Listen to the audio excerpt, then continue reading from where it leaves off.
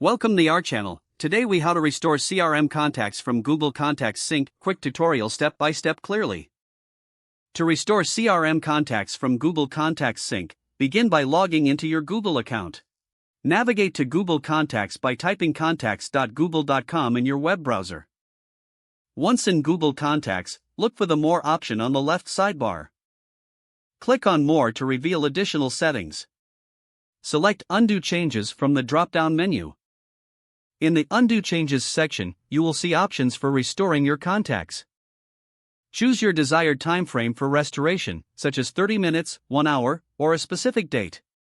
After selecting your time frame, click the Confirm button. Your contacts will now begin to restore according to the selected time frame. Next, wait a few moments for the process to complete.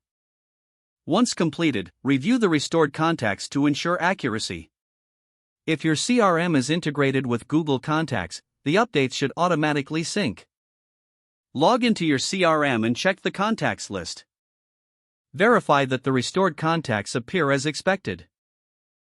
If the integration is not functioning correctly, consider reconnecting your CRM to Google Contacts. Follow the specific integration steps provided by your CRM provider. Finally, ensure that future Google Contacts syncs are configured to avoid any further issues. If the page does not load, refresh the browser or try again in a private or incognito window. Make sure you are using the correct email address, then retype it carefully to avoid small typos. If your password is not accepted, check your spam folder for verification or security emails, then complete any requested confirmation steps. Enable two-factor authentication if available to improve account security and reduce unauthorized access risk. After signing in, review your profile details so your contact information and settings are accurate and current. If you see an error message, note it down and try again after restarting your device and internet connection. Log out when you finish, especially on shared devices, to keep your account and payment information secure. If the page does not load, refresh the browser or try again in a private or incognito window.